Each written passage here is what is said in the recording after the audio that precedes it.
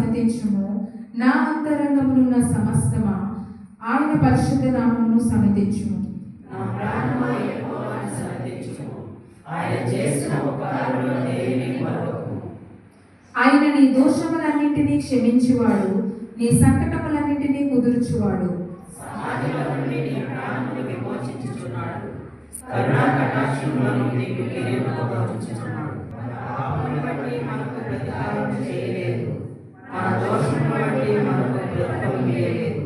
భూమి కంటే ఆకాశము ఎంత ఉన్నతముగా ఉన్నదో ఆయన యందు భయభక్తులు గలవారి ఎడల ఆయన కృప అంత అధికముగా ఉన్నది. పట్టణానికి భూమి ఎంత దూరమో ఆయన మన అతిక్రమములను మనకు భద్రపరచుచున్నాడు. తండ్రి తన కుమారుడి ఎడల జాలిపడినట్లు యెహోవా తన యందు భయభక్తులు గలవారి ఎడల జాలిపడును. మనము నిర్మింపబడిన రీతి ఆయనకు తెలిసే ఉన్నది. మన మట్టికారమని ఆయన జ్ఞాపకం చేసుకొనుచున్నాడు. నరుని ఆయువు గడ్డి వలెనున్నది, అడవి పువ్వు పోయినట్లు వాడు పోయును. దాని మీద తాను ఎంచుగా అది లేకపోవును. ఆ మీదట దాని చోటు దాన్ని ఎరుగదు. ఆయన నిబంధనను గైకొనుచు ఆయన కట్టలను అనుసరించిన నడుచుకుని వారి మీద, యెహోవా యందు భయభక్తులు గలవారి మీద ఆయన కృప యుగయుగములు నిలిచును. ఆయన నీతి వారికి పిల్ల తరమున నిలిచును. ఈ పరిశుద్ధ విశ్రాంతి ఆరాధన కొరకు ఏర్పాటు చేయబడినటువంటి ధ్యాన భాగముగా అపోస్తలుడైన పౌలు గారు గలతీయులకు రాసిన పత్రిక 4వ అధ్యాయము 4-5 వచనాలు. అయితే కాలము పరిపూర్ణమైనప్పుడు దేవుడు తన కుమారుని పంపెను. ఆయన స్త్రీ యందు పుట్టి మనము దత్తపుత్రులము కావలనని ధర్మశాస్త్రమునకు లోబడి ఉన్నవారిని విమోచించుటకై ధర్మశాస్త్రమునకు లోబడిన వాడు ఆయన. కాలము పరిపూర్ణమైనప్పుడు దేవుడు తన కుమారుని పంపాను.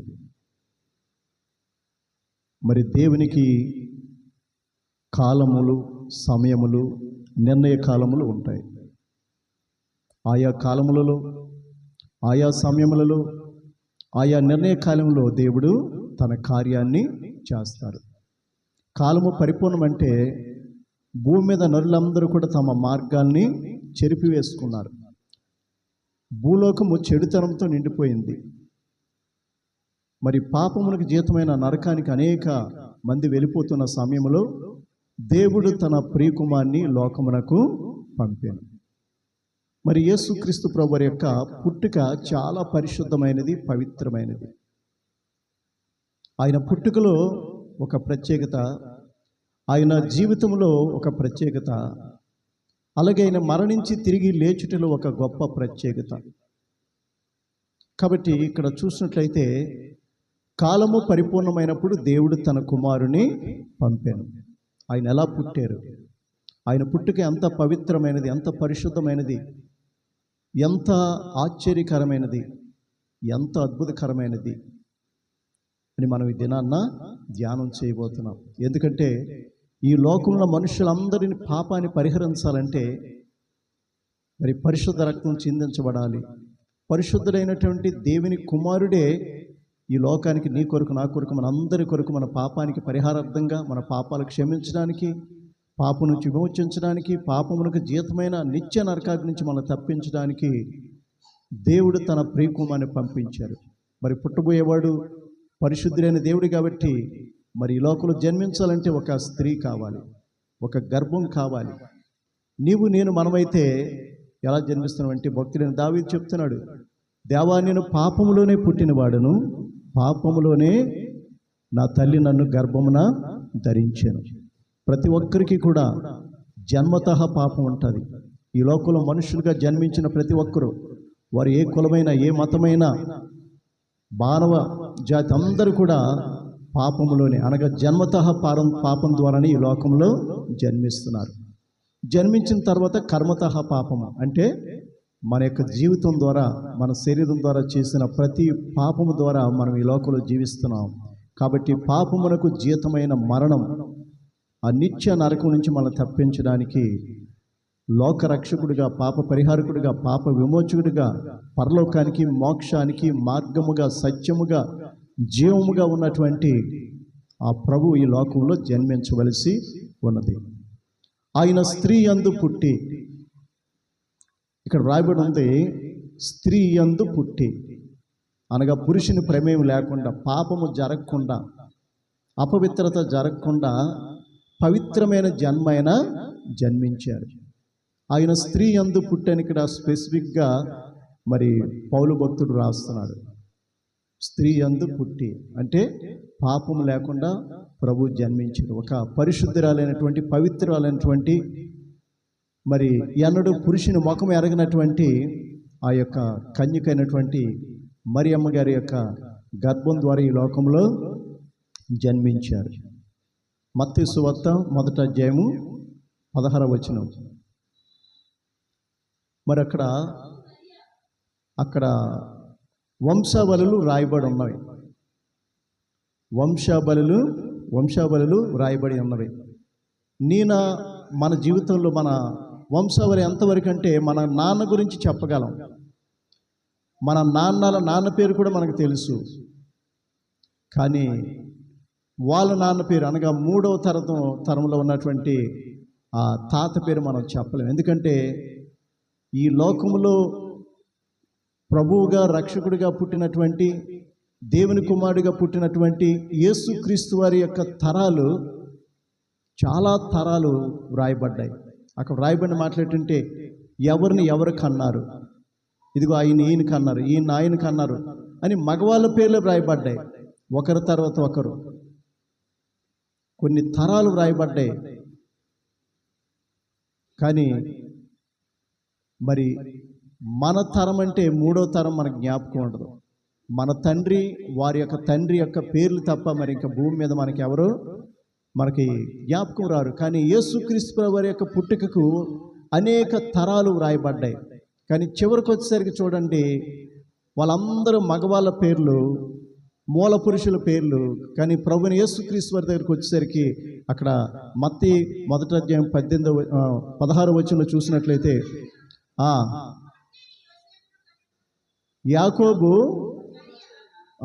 యాకోబు మరియ భర్త అయిన యోసేపును కనెను, ఆమె యందు క్రీస్తు అనబడిన యేసు పుట్టెను. ఇక్కడ ఆమె యందు, ఇంతవరకు పురుషుల పేర్లే ఉన్నాయి, పురుషుల యొక్క వంశంలో మూల పురుషుల యొక్క పేర్లే ఉన్నాయి. కానీ యేసుక్రీస్తు వారి యొక్క పుట్టుక దగ్గరికి వచ్చేసరికి యాకోబు మరియ భర్త అయిన యోసేపును కనెను, ఆమె యందు క్రీస్తు అనబడిన యేసు పుట్టెను. దేవుని స్తోత్రం. ఆమె యందు క్రీస్తు అనబడిన యేసు పుట్టెను. కాబట్టి స్త్రీ సంతానంగా యేసు ప్రభువారు ఈ లోకంలో జన్మించారు. పురుషుని ప్రమేయం లేకుండా, అంటే పాపము జరగకుండా, అపవిత్రత లేకుండా పరిశుద్ధమైన, పవిత్రమైనటువంటి ఆ యొక్క పుట్టుక యేసుక్రీస్తు ప్రభువారి యొక్క పుట్టుక.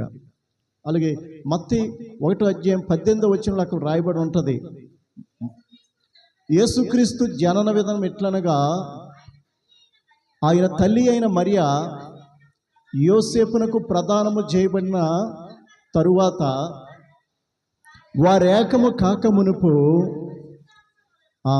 పరిశుద్ధాత్మ వలన ఆమె పరిశుద్ధాత్మ ద్వారా గర్భవతిగా ఉండెను. చాలండి, ఇక్కడ చూసినట్లయితే ప్రధానమైంది, తన భర్త అయిన యోసేపుతో ప్రధానమైంది. అక్కడ క్లియర్గా వ్రాయబడింది ఏంటంటే, వారు ఏకము కాక మునుపు ఆమె పరిశుద్ధాత్మ వలన గర్భవతిగా ఉండెను. పరిశుద్ధాత్మ ద్వారా, పరిశుద్ధాత్మ మహిమ ద్వారా ఆమె గర్భవతిగా ఉండెనని దేవుని యొక్క వాక్యము స్పష్టంగా సెలవిస్తుంది. అలాగే చూసినట్లయితే మరియతో మాట్లాడుచున్న దూతతో కూడా మరియమ్మ ఏం మాట్లాడుతున్నారంటే, నేను పురుషుని ఎరుగని దాననే ఇది నాకు ఎలాగూ సంభవించును. నేను పురుషుని ఎరగని దాననే ఇది నాకు ఎలా జరుగుతుంది, ఇది ఎలా నాకు సంభవిస్తుంది, నేను ఎలాగా ఒక కుమారుని కని, మరి నేను గర్భవతిగా ఉండాలంటే, ఒక కుమారుని కనాలంటే పురుషుని నేను ఎన్నడూ ఎరగను. దేవుని స్తోత్రే. ప్రదానం చేయబడిన స్త్రీయా లేకపోతే మామూలుగా ఉన్న కన్యక? అంటే యోసేపుతో ప్రదానం చేయబడింది. కానీ యోసేపు యొక్క ముఖము కానీ, యోసేపుతో మాట్లాడడం కానీ, ఈ యొక్క యోసేపుతో ఎటువంటి సంబంధం కానీ ఆమెకు లేనిదిగా ఉంది. నేను పురుషుని ఎరగని దాన్ని అంటుంది. కాబట్టి ఇక్కడ మరి ఆమె ఎంత పరిశుద్ధురాలో, ఎంత పవిత్రాలో ప్రధానమైనప్పటికీ కూడా యోసేపు యొక్క ముఖాన్ని కూడా ఎప్పుడు ఆమె స్పష్టంగా చూడలేదు. పరిశుద్ధంగా, పవిత్రంగా, నీతిగా, యథార్థంగా, మంచి ప్రార్థనాపరురాలైనటువంటి ఆ కన్య మరియను దేవుడు తన ప్రియకుమారి లోకానికి రావడానికి, పంపించడానికి ఆమె యొక్క గర్భాన్ని దేవుడు ఉపయోగించుకున్నట్లుగా మనం చూస్తున్నాం. మరి ప్రభువైన యేసుక్రీస్తు వారి గురించి అనేక సంవత్సరాలకు ముందే అనేక మంది ప్రవక్తలు ప్రవచించారు. ఆయన పుట్టుకను గూర్చి, ఆయన జీవితాన్ని గూర్చి, ఆయన మరణాన్ని గూర్చి, ఆయన తిరిగి లేచటాన్ని గూర్చి ముందుగానే ప్రవచించారు. ముందుగానే అనేక సంవత్సరాలకు ముందే వ్రాయబడి ఉంది. మీరు చదవక్కర్లేదు. యెషయా 9:6 ఏముందంటే, యాలయనగా మనకు శిశువు పుట్టెను, మనకు కుమారుడు అనుగ్రహించబడెను, ఆయన భుజముల మీద రాజ్యభారము ఉండెను, ఆశ్చర్యకరుడు, ఆలోచనకర్త, బలవంతుడగు దేవుడు, నిత్యుడగు తండ్రి, సమాధానకర్తయగు అధిపతి అని ఆయనకు పేరు పెట్టబడెను. అలాగే అదే యెషయా గ్రంథము 7:14 ఇదిగో కన్యక గర్భవతి, ఆమె కుమారుని కనును, తన ప్రజలను వారి పాపం నుండి ఆయనే రక్షించును గనుక ఆయనకు యేసు అని పేరు పెట్టబడెను. ఇమ్మానుయేల్ అనే మాటకు అర్థం ఏంటంటే దేవుడు మనకి తోడని అర్థము. దేవుని స్తోత్రం. అలాగే మీకా గ్రంథంలో 5:2 ఉన్నట్లయితే చూసినట్లయితే, యోదయ దేశపు బెత్లెహేమా, నీవు యోధా ప్రధానులలో ఎంత మాత్రము అల్పమైన దానవు కావు, ఇశ్రాయేలును నా ప్రజలను ఏలువాడు నీలో నుండి వచ్చును అని అక్కడ మీకా భక్తుడు ప్రవక్త వ్రాసినట్లుగా మనము చూస్తున్నాం. అలాగే యెషయా 11:1 అక్కడ వ్రాయబడిన మాట ఏంటంటే, యెషయా మొద్దు నుండి చిగురు పుట్టును, దాని వ్రేళ్లలోంచి అంకురము ఎదుగును మొలచునని వ్రాయబడింది. ఇవన్నీ కూడా ప్రభువైన యేసుక్రీస్తు వారు పుట్టక ముందే, కొన్ని వందల సంవత్సరాలకు ముందే అనేక మంది ప్రవక్తలు ప్రవచించినట్లుగా ఉంది.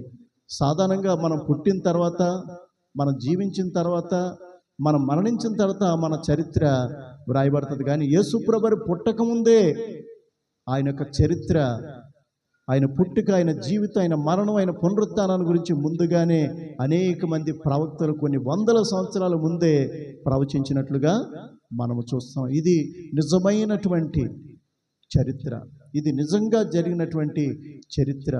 మరి ఈ క్షణం మనం వెళ్ళినా సరే ఆ హోలీ ల్యాండ్లో యేసు ప్రభువు పుట్టిన స్థలము, ఆయన సంచరించినటువంటి స్థలము, ఆయన ప్రార్థించినటువంటి తోటలు, ఆయన సిలువ వేయబడినటువంటి మార్గము, సిలువ మోసిన మార్గము అన్నీ కూడా ఇప్పటికీ కూడా అవి ప్రత్యక్షంగా మనం చూడవచ్చు. ఎందుకంటే ఇది నిజంగా జరిగినటువంటి చరిత్ర, నిజంగా జరిగింది కాబట్టి క్రీస్తు శకము క్రీస్తు పూర్వమని మరి మన చరిత్రలో అనేక మంది యొక్క జీవితాల కొరకు ఆ క్రీస్తు శకం క్రీస్తు పూర్వం వాడవలసి వచ్చింది. కాలాలు రెండుగా విభజించబడినటువంటి పరిస్థితి క్రీస్తులోనే ఉంది. కాలము లెక్కించేటటువంటి పరిస్థితి కూడా ఆ క్రీస్తుతోనే ముడిపడి ఉందనే సత్యాన్ని భూమి మీద ఉన్న మానవులందరూ కూడా తెలుసుకోవాలి. దేవుని స్తోత్రం. మరి ఇక్కడ చూసినట్లయితే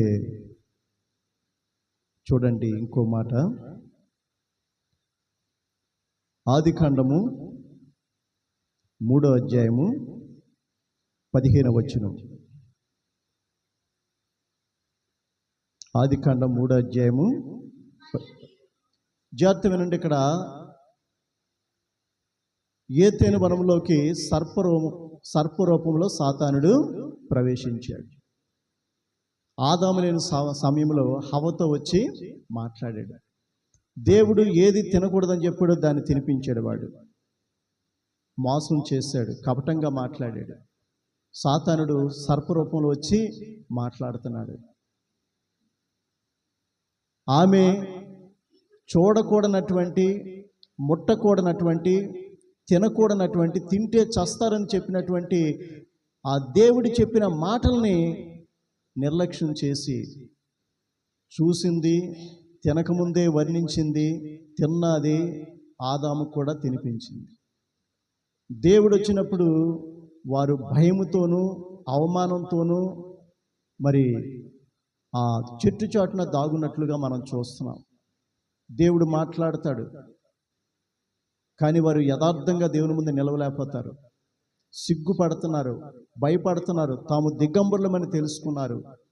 వారి మనోనేత్రాలు మూయబడి ఆ యొక్క శరీర నేత్రాలు తెరవబడ్డాయి. ఆ టైంలో దేవుడు అంటున్నాడు, నేను తినకూడదని చెప్పిన ఆ వృక్ష ఫలాన్ని మీరు తిన్నారా? తిన్నాము ప్రభువా, పొరపాటు అయింది, మమ్మల్ని క్షమించంటే సరిపోద్ది. కానీ ఒకరి మీద ఒకరు పెట్టుకున్నారు, ఒకరి మీద ఒకరు పెట్టుకుని ఒకరి మీద ఒకరు నిందలు వేసుకుంటున్నారు. దేవుడు అడిగిన ప్రశ్నకి సరైన సమాధానం కానీ, చేసిన పనికి పశ్చాత్తాపం కానీ, క్షమాపణ కానీ వారు కోరలేదు. కాబట్టి దేవుడు శపిస్తున్నాడు వారిని. ఆదాముని శపించాడు, అలాగే హవ్వను శపించాడు, అలాగే సర్పరూపంలో వచ్చిన సాతాను కూడా శపించాడు. ఆదాము హవ్వను శపించిన తర్వాత ఇదిగో సర్పంతో మాట్లాడినటువంటి, సాతానుగాడితో మాట్లాడుతున్నటువంటి ఈ మాటలు మనం చదువుకున్నాం. ఏంటంటే, మరియు నీకును స్త్రీకిని, నీ సంతానమునకును ఆమె సంతానమునకును వైరము కలుగు చేసేదను. అది నిన్ను తల మీద కొట్టును, నీవు దానిని మడిమ మీద కొట్టేదవని చెప్పాను. మరియు నీకునని ఎవరిని అంటున్నారు?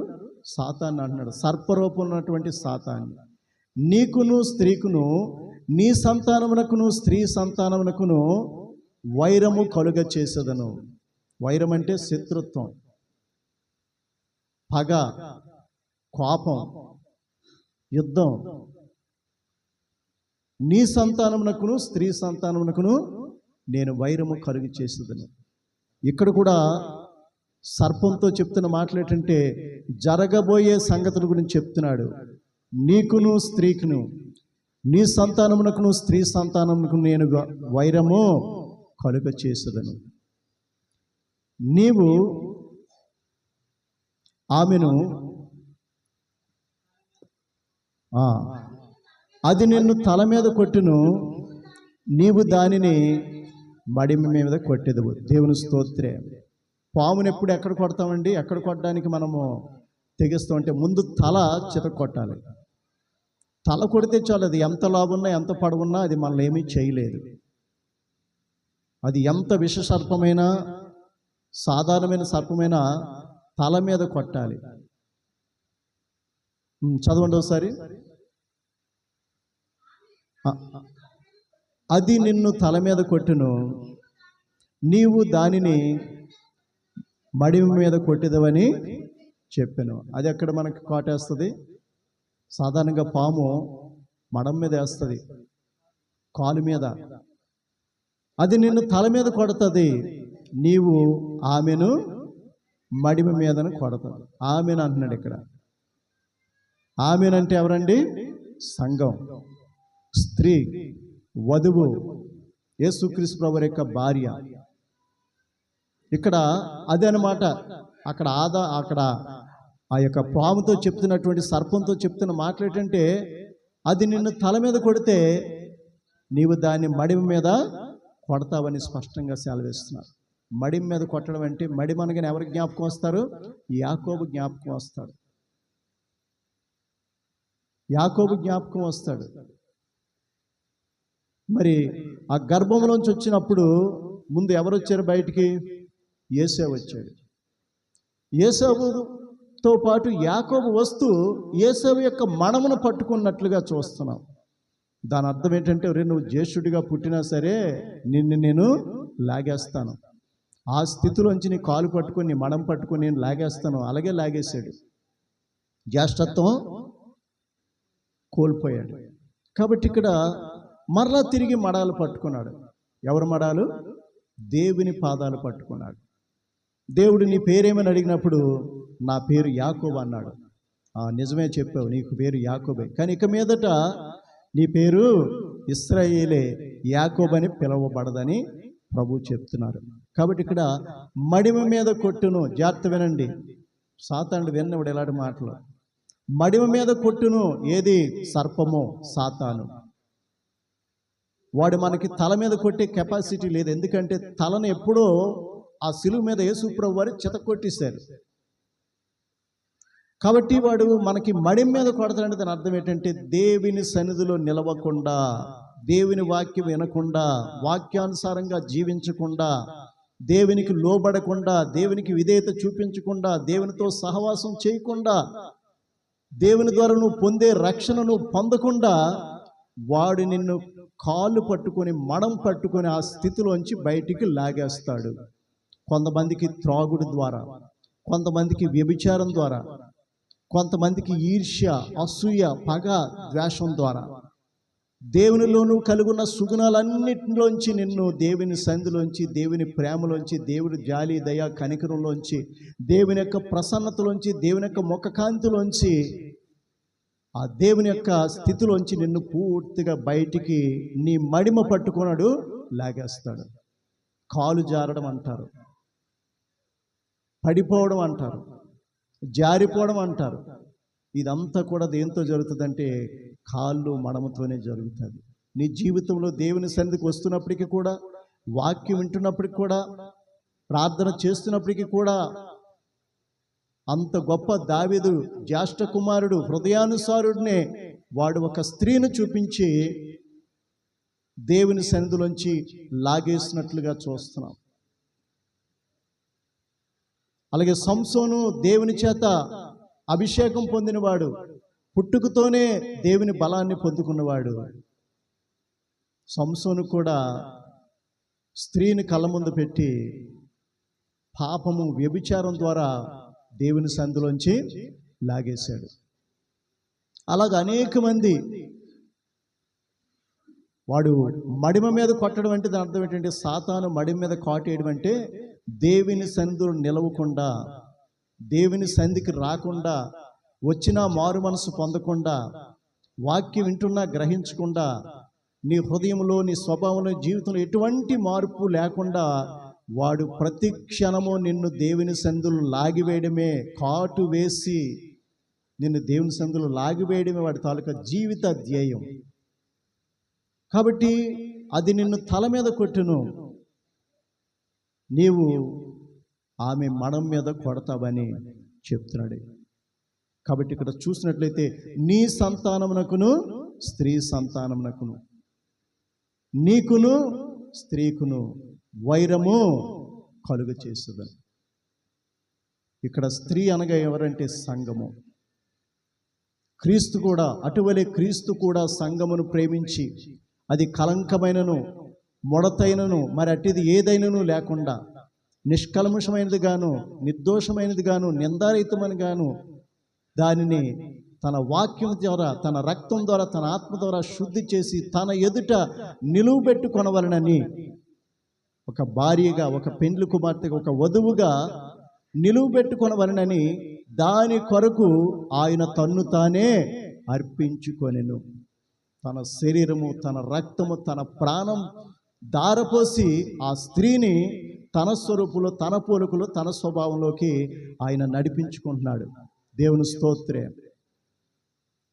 ఇక్కడ స్త్రీ అనగా ఏంటంటే సంఘము. యేసు రక్తములో కడగబడి, యేసు వాక్యం ద్వారా ఉదక స్నానం చేత పరిశుద్ధపరిచి పవిత్రపరచబడినటువంటి, యేసు యొక్క ఆత్మ ద్వారా అభిషేకించబడినటువంటి యేసు క్రీస్తు ప్రభుతో తన జీవితకాలం అంతయు అంతములేని జీవితం జీవించడం కోసం దాని కొరకు ఆయన తన్ను తాను అర్పించుకొనెను. దేవుని స్తోత్రం. అది నిన్ను తల మీద కొడుతుంది. దేవుని బిడ్డలకి ఎప్పుడు టార్గెట్ ఏంటండి? దేవుని బిడ్డలు సాతాను యొక్క క్రియ మనలోకి రాకుండా కాపాడుకుంటాం. వాక్యం ద్వారా, ప్రార్థన ద్వారా, కృతజ్ఞత కలిగిన హృదయం ద్వారా, స్తుతి ఆరాధన ద్వారా మన యొక్క మనస్సుని, హృదయాన్ని, ఆత్మీయతను, ఉద్యమాన్ని కాపాడుకుంటాం. ఈ స్థితి అంతా కూడా వాడిని తల చితక్కొట్టేటటువంటి పరిస్థితి. మనం స్తుతిస్తున్నామంటే వాడి తల పగిలిపోతుంటుంది అనమాట. మనం ఆరాధిస్తున్నామంటే వాడి పీఠం కూలిపోతుంటుంది అనమాట. మనం ప్రార్థిస్తున్నామంటే మన ముఖాన్ని, మన దరిదాపులకు కూడా వాడు రాలేని స్థితి అనమాట. మనం తల మీద కొట్టడం అంటే నువ్వు ఎంత ఉజ్జీవంగా ఉంటావో, ఎంత ఆత్మీయంగా ఉంటావో, ఎంత ప్రార్థన కలిగి ఉంటావో, ఎంత విశ్వాసం కలిగి ఉంటావో, ఇదంతా కూడా సాతానుగాడు తల నుజ్జు అయిపోయేటట్లుగా నువ్వు చేసే ప్రక్రియ అనే సత్యాన్ని మనం ఎప్పుడు కూడా మర్చిపోకూడదు. కానీ మనము ప్రార్థన విషయంలో, వాక్యానుసారంగా జీవించే విషయంలో, మారు మనసు విషయంలో చాలా నిర్లక్ష్యంగా, అలక్ష్యంగా ఉంటాం. వాడి యొక్క కాటు ఏ సమయంలో ఎక్కడైనా వేయడానికి అనుకూలంగా మనము వాడికి అనుకూలంగా ఉంటాం. దేవుని స్తోత్రం. అందుకని ప్రభు అంటున్నాడు, ఒక్క గడి అయినా నాలో ఉండి మెలకువగా ఉండలేరా? మీరు శోధనలో ప్రవేశింపకున్నట్లు మెలకువ కలిగి ప్రార్థన చెయ్యండి అని చెప్తున్నారు. సాతాను యొక్క తల మనం చెదగొట్టాలంటే మనకి ఆత్మీయత ఉండాలి, మనకు ఉద్యమం ఉండాలి, మనకి ప్రార్థన ఉండాలి, మనకి వాక్యానుసారమైన జీవితం ఉండాలి. అప్పుడు మనం వాడి యొక్క తలనే మనకు తెలియకుండానే వాడిని చితకొట్టేటటువంటి స్థితిలో మనము దేవునిలో ఎదుగుతామని దేవుని యొక్క వాక్యం స్పష్టంగా సెలవిస్తుంది. వాడి యొక్క విషపు కాటుకి మనం ఏ స్థితిలో కూడా, ఏ పరిస్థితిలో కూడా, ఏ ప్రదేశంలో కూడా మనం వాడికి దొరకకుండా మనం దేవుని సందులో నిలిచేటటువంటి పాదాలు, నిలిచేటటువంటి స్థితిని మనము కలిగి ఉంటామని దేవుని యొక్క వాక్యము స్పష్టంగా సెలవిస్తుంది. సాతానుడు ఎవరికి శత్రువు అండి? లోకానుసారులుక, త్రాగుబోతులుక, వ్యభిచారులుక, దొంగలక, మోసగాళ్ళక, అబద్ధికులుక, అపవిత్రంగా, అసహ్యంగా జీవించే వారికి వాడి శత్రువా? లేదంటే సంఘమునకు వచ్చి వాక్య విని వాక్యానుసారంగా జీవిస్తూ మారు మనసు పొంది పాపాలు ఒప్పుకొని విడిచిపెట్టి ప్రభును సొంత రక్షకుడిగా మన హృదయంలో చేర్చుకొని జీవితాన్ని మార్చుకొని ఆయన ఆత్మ అభిషేకం పొందిన మనకి వాడు శత్రువా? ఎవరికి శత్రువాడు? వాడు గుణలక్షణాలు కలిగి ఉన్న వారు అందరూ కూడా వాడికి కుమారులు, కుమార్తెలు, బిడ్డలు. వాడికి ఎంతో ప్రియమైన వారు. వాడి మహిమ కోసం వాడికి సాక్షులుగా ఈ సమాజంలో జీవిస్తుంటారు. త్రాగుతూ, వ్యభిచారం చేస్తూ, దొంగతనం చేస్తూ, మోసం చేస్తూ, అబద్ధాలాడుతూ, కొండేలు చెప్తూ, ఈర్ష్యలు కలిగి, అసూయలు కలిగి, పగలు కలిగి, ద్వేషాలు కలిగి, వాడి యొక్క లక్షణాలు, వాడి గుణ లక్షణాలు, వాడి విషంతో నింపబడినటువంటి మనస్సులు, హృదయాలు, జీవితాలు, ప్రవర్తన కలిగి ఉండేటటువంటి ఈ స్థితి వాడిని ప్రేమించే స్థితి, వాడిని గణపరిచే స్థితి, వాడిని మహింపరిచే స్థితి వాడికి ఈ లోకములో, ఈ సంఘములో, సమాజములో మరి సాక్షులుగా ఉండేటటువంటి స్థితి. కానీ దేవుని మందిరానికి వచ్చి వాక్యము ద్వారా ఉదక స్నానము చేత పరిశుద్ధపరిచి పవిత్రపరచబడినట్లయితే, ఆయన ఆత్మ అభిషేకం మనం పొందుకున్నట్లయితే మనము దేవుని సంబంధము, దేవుని యొక్క పరిస్థితులన్నీ మనలో ఉంటాయి. మరి చెప్తున్నాడు,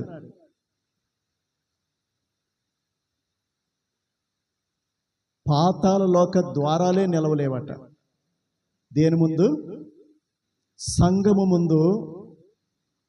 పేతురు చెప్తున్నాడు, ఇదిగో పేతురు, నువ్వు రాయివి, ఇదిగో ఈ బండ మీద నా సంఘమును కట్టుదును.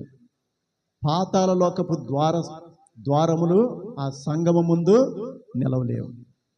ఒక సంఘము, ఇప్పుడు ఇది ఒక సంఘము, అనేక సంఘాలు కలిస్తే ఆయన వధువు, పెండ్లి కుమార్తె, స్త్రీ అవుతుంది. కానీ ఒక సంఘం ముందు ఒక లోకమే నిలబడలేదంట. ఏంటి ఆ లోకము? పాతాళ లోకం. అందులోకి పంపించేవాడెవడు? సాతానుడు.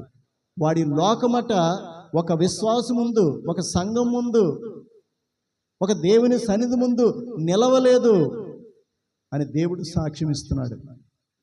దేవుని స్తోత్రం. చూడండి, ప్రకటన గ్రంథం 12వ అధ్యాయము 1-5 వచనాలు. ముందుగానే ఇవన్నీ రాయబడ్డాయి. మనం ఇంకా పుట్టలేదు అప్పటికి. మన తాత కూడా పుట్టుండడు. అప్పుడు పరలోకమందు ఒక గొప్ప సూచన కనబడెను. అదేదనగా సూర్యుని ధరించుకొనిన ఒక స్త్రీ, ఆమె పాదముల క్రింద చంద్రుడును, శిరస్సు మీద 12 నక్షత్రముల కిరీటములు ఉండెను. ఆమె గర్భిణి అయి ప్రసవ వేదన పడుచు ఆ నొప్పులకు కేకలు వేయుచుండెను. అంతట పరలోకమునందు ఇంకొక సూచన కనబడెను. ఇదిగో, ఎర్రని మహా ఘటసర్పము, దానికి 7 తలలను 10 కొమ్ములను ఉండెను. దాని తల మీద 7 కిరీటములు ఉండెను. దాని తోక ఆకాశ నక్షత్రములను 3వ భాగమును ఈడ్చి వాటిని భూమి మీద పడవేసెను. కననై ఉన్న స్త్రీ కనగానే ఆమె ఆ శిశువును మృంగివేయవలెనని ఆ ఘటసర్పము ఆ స్త్రీ ముందు నిలిచి ఉండెను. చాలండి, చూసారా? ఇక్కడ స్త్రీ గురించి రాయబడింది, ఘటసర్పం గురించి రాయబడింది. స్త్రీ అట శిరస్సున చంద్రుడిని, అలాగే పాదాల దగ్గర శిరస్సున సూర్యుడిని, అలాగే పాదాల దగ్గర చంద్రుడిని కలిగి ఉందంట. అలాగే 12 కిరీటములు. ఏంటి 12 అంటే? ఇశ్రాయేలు 12 గోత్రాలు. అలాగే అపోస్తులు ఎంతమంది? 12 మంది. ఈ స్త్రీ సంఘానికి సాదృశ్యంగా ఉంది. ఈ స్త్రీ గర్భవతి అయి ప్రసవేదన పడుతుందంట, నొప్పులకి కేకలు వేస్తుందంట. అలాగే ఆ స్త్రీ ముందు ఒక ఎర్రని పెద్ద ఘటసర్పం కూడా ఉందట. ఎందుకుందంటే స్త్రీ ప్రసవించగానే ఆ ఘటసర్పము ఆ శిశువును మృంగివేయాలని అది కాచుకొని ఉంది. దేవుని స్తోత్రం. ఇక్కడ స్త్రీ అనగా ఎవరైనా చెప్పుకున్నాం? సంఘము. సంఘం ఏమవ్వాలి? ప్రసవించడానికి నొప్పులు తీయాలి. అంటే నశించిపోతున్న అనేక ఆత్మల రక్షణార్థంగా మనం మొరపెట్టాలి. అనేక మందికి సువార్త చెప్పాలి. అనేక మందిని దేవుని సందులోకి నడిపించబడాలి. సాతాను బంధకాల నుంచి, కట్టల నుంచి, పాశాల నుంచి, వాడి ఉచ్చులు, ఉరులు, సంఖ్యలు, చెరసాల ఖైదులోంచి మనము విడిపించే వరంగా వారి కోసం ప్రార్థన చేయాలి. వారు స్త్రీకి కనినటువంటి బిడ్డల వలె వారు రూపుదిద్దుకోవాలి. దానికోసం సంఘము ప్రసవవేదన పడాలి. పౌలు భక్తుడు అంటున్నాడు, నేను సువార్త ద్వారా నేను మిమ్మల్ని క్రీస్తు యేసునందు కన్నాను అంటున్నాడు. కాబట్టి నన్ను పోలి మీరు నడుచుకుని అంటాడు. నేను క్రీస్తుని పోలి నడుచుకొనిచున్న ప్రకారము మీరు నన్ను పోలి నడుచుకోండి. చూసారా? ప్రకటన గ్రంథంలో ముందుగానే వ్రాయబడింది ఈ సంఘం గురించి. భూమి మీద కట్టబడుచున్న ప్రతి సంఘం గురించి, సంఘము ఎలాగ ప్రసవేదన పడాలో, సంఘంలో ప్రతి ఒక్కరు ఎలాగ నొప్పులు తీయాలో, ఎలాగ అనేక మంది బిడ్డలకు జన్మనివ్వాలో ఇక్కడ రాయబడి ఉంది. ఇలా సంఘము నొప్పులు తీస్తున్నప్పుడు, సంఘము ప్రసవేదన పడుతున్నప్పుడు, సంఘము బిడ్డలు కంటున్నప్పుడు ఆ స్త్రీ ముందు రెడీగా సాతానుగాడు ఉన్నాడట. దేనికోసం ఉన్నాడు? ఆ ప్రసవములో పుట్టినటువంటి కుమారులను, కుమార్తెలను, బిడ్డలను వెంటనే మింగివేయాలి.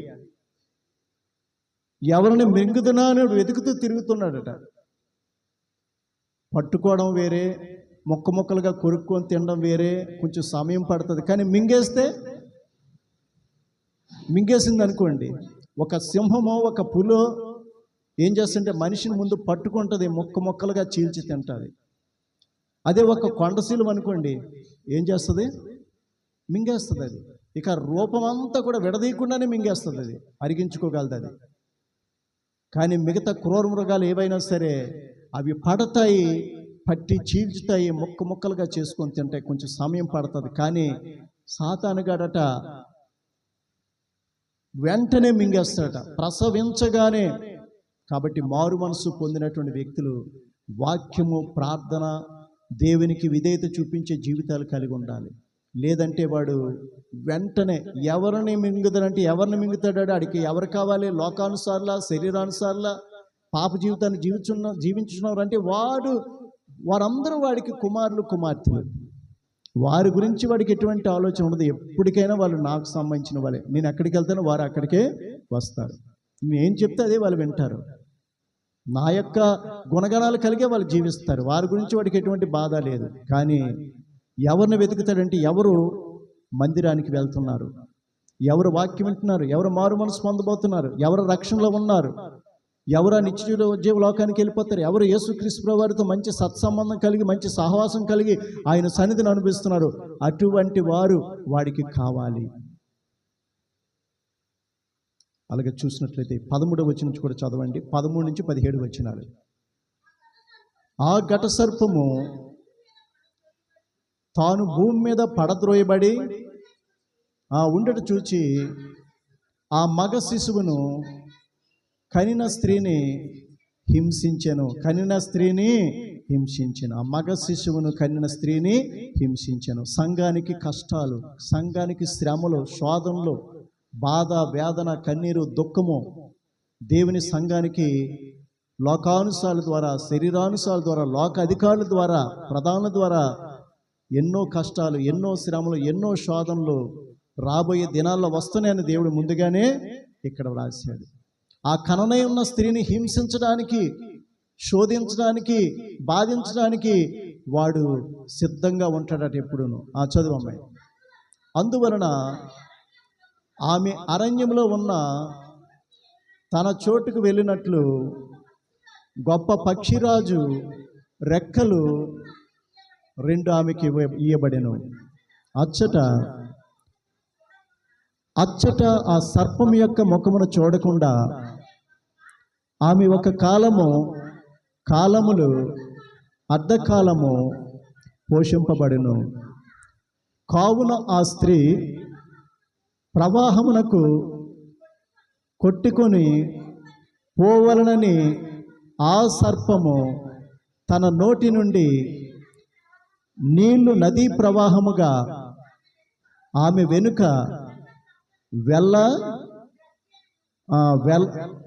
వెళ్ళగెక్కెను. కానీ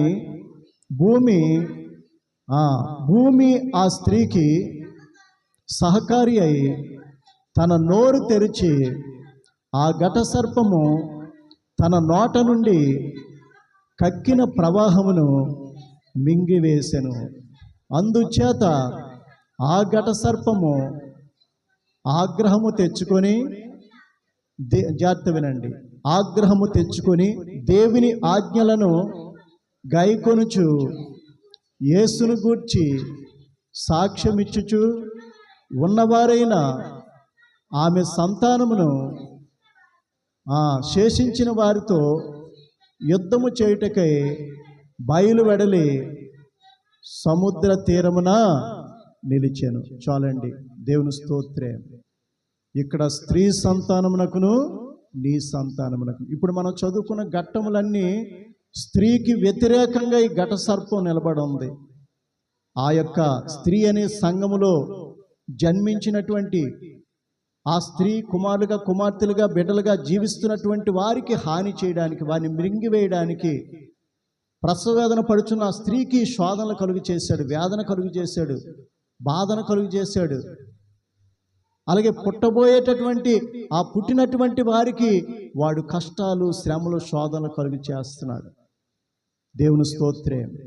ఒక ఇంట్లో ఒక స్త్రీ అనగా ఒక భార్య దేవుని నమ్మిందంటే భర్తలో దూరిపోతాడు, పిల్లల్లో దూరిపోతాడు. వాడు దూరిపోయి వారి ద్వారా హింసిస్తుంటాడు, శోధిస్తుంటాడు, దూషణ మాటలు, కొట్టడాలు, తిట్టడాలు, ప్రాణహాని కలిగించే విధంగా చేస్తుంటాడు. వాడు సంఘం అంటే కేవలం ఈ దేవుని మందిరానికి వచ్చే వారి పరిస్థితి కాదు, ఇంట్లో కూడా వారికి శోధన, భర్త ద్వారా, భార్య ద్వారా, పిల్లల ద్వారా, వీళ్ళందరూ సమ్మతిస్తే ఇరుగు పొరుగు వారి ద్వారా, వారు సమ్మతిస్తే రక్త సంబంధం ద్వారా, బంధువుల ద్వారా వాడు శోధించి ఏదైనా సరే మొత్తానికి ఆ దేవుని సన్నిధిలోంచి, సంఘంలోంచి నిన్ను లాగివేయాలి. నువ్వు జీవం పొందకూడదు, ఆ నిత్య జీవలోకానికి, ఆ పరలోకానికి నువ్వు వెళ్ళకూడదు, దేవునితో నువ్వు సహవాసం చేయకూడదు, దేవుని సందులో నువ్వు నిలిచుండి ఫలించకూడదు, ఆయన అభిషేకం నీ మీద ఉండకూడదు, దేవునికి నిన్ను శత్రువులుగా, దేవుని దూషించే వ్యక్తిగా, ద్వేషించే వ్యక్తిగా, అపహాస్యం చేసే వ్యక్తిగా, దేవుణ్ణి బాధపరిచి గాయపరిచే వ్యక్తిగా నిన్ను మళ్ళా తిరిగి మార్చేయాలి. కాబట్టి దేవుడు చెప్తున్నాడు, నీకును స్త్రీకిని, నీ సంతానమునకును స్త్రీ సంతానమునకును నేను వైరము కలుగు చేసేదను, అది నిన్ను తల మీద కొడతది, నీవు దానికి మడిమి మీద కొడతావు. దేవుని స్తోత్రం. కాబట్టి అర్థమైందా? ఎప్పుడో ఏతేను వనములో ఆదాము హవ్వ ఉన్నటువంటి స్థితిలో, వారు దేవునికి దూరం అయిపోయిన స్థితిలో, వారు దేవుని నుంచి వేరైన స్థితిలో దేవుడు వారిని శపించాడు. శపించకుండా ఉండును వాళ్ళు దేవుడు అడిగిన ప్రశ్నకి కరెక్ట్గా సమాధానం చెప్తే. దేవుడు తానే నోరు తెరిచి అడుగుతున్నాడు, నేను తినకూడదని నీకు ఆజ్ఞాపించిన వృక్ష ఫలమును తిన్నావా అని అడిగినప్పుడు ఇద్దరు దేవుని పాదాల మీద పడిపోయి, ప్రభువా మాకు నీ స్వరూపం నీ పోలికిచ్చావు, నీ ఆత్మే మాలో ఉండి మేము జీవిస్తున్నాం, నీకు వ్యతిరేకంగా మేము పాపం చేశాం, నిజమే మేము తిన్నాం, ప్రభువా మమ్మల్ని క్షమించు, మమ్మల్ని కనికరించని దేవుని పాదాల మీద ఇద్దరు పడిపోతే ఒకరి మీద ఒకరు పెట్టుకోకుండా తిరిగి దేవుని మీదే నేరం మోపకుండా వాళ్ళు పశ్చాత్తాపడినట్లయితే మరి దేవుడు ఇంకేదైనా వేరొక ప్రత్యామ్నాయంగా వారికి రక్షణ ఇచ్చేవాడేమో కానీ దేవుని చేత శపించబడి, దేవుని చేత ఏతేను వనంలోంచి బయటకు త్రోసివేయబడి దేవుని యొక్క సన్నిధిని కోల్పోయినటువంటి స్థితిలో వారు భ్రష్టులు అయిపోయినట్లుగా మనం చూస్తున్నాం. దేవుని స్తోత్రం. కాబట్టి నీ సంతానమునకును స్త్రీ సంతానమునకును అది నిన్ను తల మీద కొడతాది, నీవు దాని మడి మీద కొడతావంటున్నాడు. దేవుని స్తోత్రం. కాబట్టి ఇక్కడ చూసినట్లయితే స్త్రీ సంతానం, ఆయన స్త్రీ సంతానమై పుట్టాడు, ఆయన స్త్రీ యందు పుట్టాడు. ఆయన పుట్టడం కూడా కన్యకైనటువంటి పరిశుద్ధురాలైనటువంటి నీతిమంతురాలైనటువంటి ప్రార్థనాపరురాలైనటువంటి లోక మాలిన్యం అంటున్నటువంటి ఒక చక్కని ఒక కన్యకైనటువంటి మరియమ్మ గారిని, స్త్రీని ఏర్పాటు చేసుకుని ఆమె గర్భం ద్వారా జన్మించాం. నీవు నేను మనము కూడా ఆయన రక్తంలో కడగబడి, ఆయన ఆత్మచేత నింపబడి, ఆయన వాక్యం ద్వారా శుద్ధీకరించబడి సిద్ధం చేసిన స్త్రీ అయినటువంటి సంఘములో మనం పుడుతున్నాం. దేవుని స్తోత్రం. ఆయన స్త్రీకే పుట్టాడు పాపం లేకుండా. అలాగే ఆయన ద్వారా నిర్మించబడినటువంటి యేసు తన స్వరక్తం ఇచ్చి సంపాదించిన సంఘములో నిన్ను ఏ స్థితిలో దేవుడు ఉంచాడో ఆ స్థితిలో నువ్వు అధ్యక్షత వహించి నీ మట్టుకు నీ విషయంలో, అలాగే నీ తోటి వారి విషయంలో వారికి నువ్వు మాదిరిగా ఉండి నిన్ను నువ్వు నిలబెట్టుకుంటూ నీవు కూడా నీ పొరుగు వారిని, నీ కుటుంబీకుల్ని, నీ తోటి సహవాసులు నువ్వు నిలబెట్టాలి, నువ్వు కాపాడాలి అని దేవుడు ప్రతి సంఘ విశ్వాసికి ఆజ్ఞాపిస్తున్నాడు. దేవుని స్తోత్రం. ఇక్కడ చూసినట్లయితే చూడండి, మీకా గ్రంథం 5వ అధ్యాయము 3 నుంచి 5 వచనాలు చదువుకుందాం. మీకా గ్రంథము జాగ్రత్త వినండి. కాబట్టి ప్రసవమగు స్త్రీ పిల్లను కనువరకు, కాబట్టి ప్రసవమగు స్త్రీ, ప్రసవించడానికి సిద్ధంగా ఉన్న స్త్రీ పిల్లలు కనువరకు ఆయన వారిని అప్పగించును. ఇప్పుడు చూడండి, సంఘాన్ని ప్రభు కట్టారు.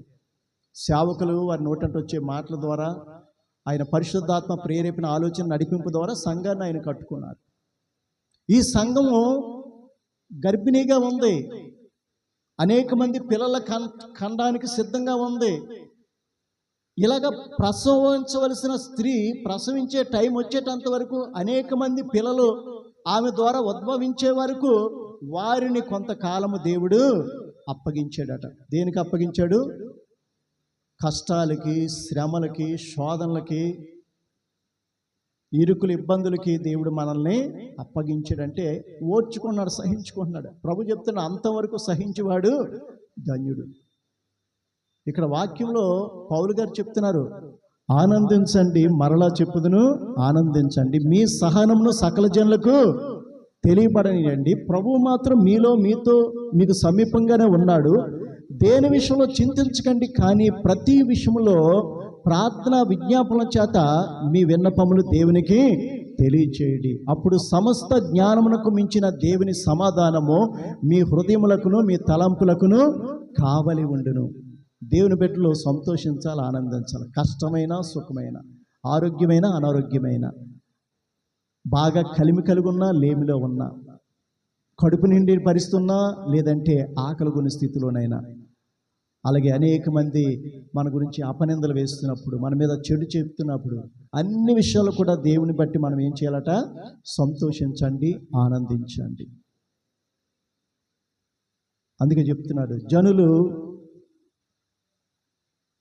జనులు మీ సత్క్రియలను చూచి పరలోకమందున్న నన్ను మహింపరిచినట్లు వారి ఎదుట మీ వెలుగు ప్రకాశింపనీయండి అంటాడు. అలాగే ఇంకో మాట ఏం చెప్తున్నాడంటే, జనులు మీ మీద అబద్ధముగా చెడ్డ మాటలెల్లా పలుకున్నప్పుడు మీరు ధన్యులు, సంతోషించి ఆనందించండి, పరలోకమందు మీ ఫలము అధికమగును. ఓర్చుకోండి, సహించుకోండి, నాలో నిలుచుండండి. వారు మాట్లాడినట్లు మీరు మాట్లాడదు, వాళ్ళు దూషించినట్లు మీరు దూషించొద్దు, వారు కొట్టినట్లు మీరు కొట్టొద్దు, శత్రువులు కూడా ప్రేమించండి, మిమ్మల్ని హింసించే వారి కోసం ప్రార్థన చేయండి అని. ఎందుకంటున్నాడంటే, వాడిని నిన్ను మడి మీద కొట్టి అవతలలో ఉన్న విషయం నీలోకి ఎక్కించి వాళ్ళకు నువ్వు ప్రవర్తించినట్లుగా వీడు ప్రేరేపిస్తుంటాడు. అదే మడి మీద కొట్టడం అంటే దేవుని సన్నిధిలోంచి నిన్ను లాగివేయడం, నువ్వు జారి పడిపోయినట్లుగా, దిగజారిపోయినట్లుగా, దేవుని సన్నిధికి దూరమైనట్లుగా వాడు కాటేస్తాడు. అది విషపు కాటు. కానీ వాక్యం ఏం చెప్తుందంటే, అన్ని విషయాలు సంతోషించండి, ఆనందించండి.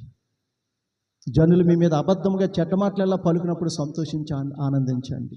మీ శత్రువులు ప్రేమించండి, మిమ్మల్ని హింసించే వారి కోసం ప్రార్థన చేయండి. ఇదంతా ఎందుకంటే మనము వాడి కాటుకి గురి కాకుండా, మనము ఆయన సన్నిధికి దూరం అయిపోకుండా, ఆయన సన్నిధిలో దిగజారిపోకుండా, జారిపోకుండా దేవుడు తన వాక్యం ద్వారా మనల్ని స్థిరపరుస్తుంటాడు.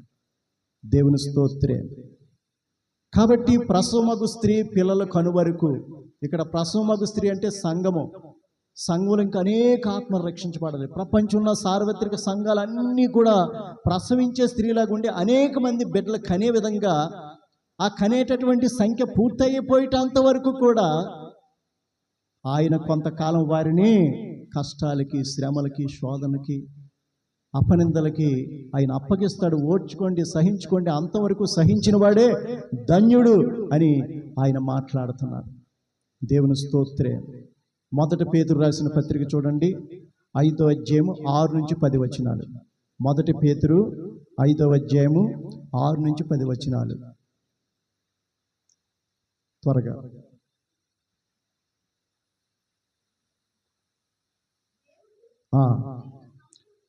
దేవుడు తగిన సమయమందు మిమ్మల్ని హెచ్చించినట్లు ఆయన బలిష్టమైన చేతి క్రింద మీరు దీన మనస్కులై ఉండుడి. ఆయన మిమ్మల్ని గూర్చి చింతించుచున్నాడు కాబట్టి మీ చింత యావత్తును ఆయన మీద వేయుడి. నిబ్బరమైన బుద్ధి గలవారై మెలకువగా ఉండుడి. మీ విరోధి అయిన అపవాది గర్జించు సింహము వలె ఎవరిని మృంగుదునా అని వెతుకుచు తిరుగుచున్నాడు. లోకమందున్న మీ సహోదరులు యందు ఇట్టి విధమైన శ్రమలే ఏంటది నెరవేరుచున్నవని ఎరిగి విశ్వాసమందు స్థిరులై వానిని సాతానుని ఎదురించుడి. సాతాను అనుచరులను ఎదురించుడి అంటున్నాడు. దేవుని స్తోత్రే. తర్వాత మాట జాగ్రత్త వినండి. తన నిత్య మహిమకు క్రీస్తునందు మిమ్మల్ని పిలిచిన సర్వ కృపానిధియగు దేవుడు కొంచెము కాలము మీరు శ్రమపడిన పిమ్మట తానే మిమ్మను పూర్ణులుగా చేసి స్థిరపరిచి బలపరుచును. యుగ యుగములకు ప్రభావం ఆయనకు కలుగును గాక. చూసారా, సంఘానికి పౌలు గారు ఎంత చక్కని మాటలు ఇస్తున్నారు. ఓర్చుకోండి, సహించుకోండి, సమాధానం కలిగి ఉండండి, వారి వల్ల మీరు ప్రవర్తించకండి. దేవుని ఎదుట మనము దీన మనస్సు అనేటటువంటి వస్త్రం ధరించుకొని ఉండాలి. తగిన సమయమందు ఆయన మిమ్మల్ని విడిపిస్తాడు, తప్పిస్తాడు, రక్షిస్తాడు, హెచ్చిస్తాడు. ఆయన బలిష్టమైన చేతుల కింద మీరు దీన మనస్కులే ఉండండి అని చెప్తున్నాడు. అలాగే చివరిగా తల మీద కొడతామని, ఆమె నీకు తల మీద కొడతాడని చెప్తుంది కదా, దానికి పేతురు భక్తుడు ముగింపులో మాట అంటున్నాడు. రోమాపత్రిక 16వ అధ్యాయం 20వ వచనం చదువుకొని ముగించుకుందాం. రోమాపత్రిక 16వ అధ్యాయము 20వ వచనం. జాగ్రత్త వినండి. సమాధానకర్తయగు దేవుడు సాతానును మీ కాళ్ళ క్రింద శీఘ్రముగా చితక త్రొక్కించును. చాలండి. దేవుని స్తోత్రే. సమాధానకర్తయగు దేవుడు. మనందరం కూడా దేవునితో సమాధానం కలిగి ఉండాలి, తోటి వారితో సమాధానం కలిగి ఉండాలి, మనుషులందరితో కూడా సమాధానము కలిగి ఉండాలి. సమాధానకర్తయగు దేవుడు సాతానును మీ కాళ్ళ క్రింద శీఘ్రముగా, అతి త్వరలోనే, శీఘ్రముగానే మీ కాళ్ళతో వాడి యొక్క తలను చెదక తొక్కించును, చెదక కొట్టించునని దేవుని యొక్క వాక్యము స్పష్టంగా సెలవిస్తుంది. కాబట్టి ఆయన స్త్రీ అందు పుట్టి మనము దత్తపుత్రులము కావాలని ధర్మశాస్త్రమునకు లోబడి ఉన్న మనలను, ధర్మశాస్త్రానికి లోబడి ఉన్న వారిని విమోచించుటకై, విడిపించుటకై ఆయన కూడా ధర్మశాస్త్రమునకు లోబడిన వాడు ఆయనని దేవుని యొక్క వాక్యము స్పష్టంగా సెలవిస్తుంది. కాబట్టి మనం దేవునిలో ఉన్నామా, సాతానులో ఉన్నామా? ఒకవేళ దేవునిలో ఉంటే నువ్వు ఏ విధంగా ఉండాలి?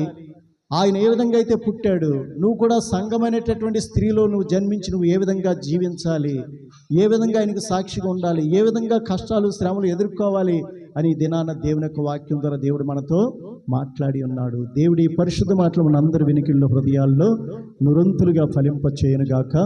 ఆమేన్.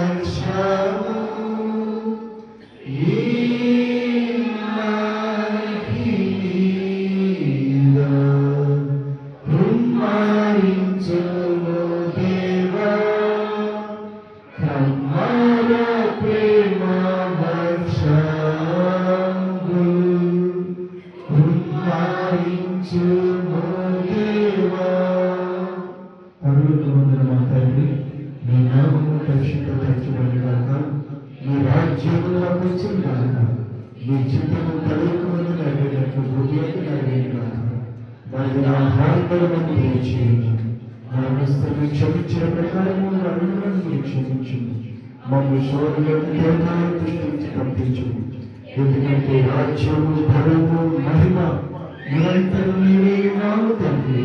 ఆమేన్. యూదుల్లో మిమ్మల్ని ఆశీర్వదించి మిమ్మల్ని కాపాడును గాక. యేసుక్రీస్తు ప్రభువు తన సన్నిధిని మీ మీద ప్రకాశింపజేసి మిమ్మల్ని కరుణించును గాక. పరిశుద్ధాత్మ దేవుడు తన సన్నిధిని మీ మీద ఉదయింపజేసి మీకు సమాధానము కలుగు చేయును గాక. ఆమేన్, ఆమేన్, ఆమేన్.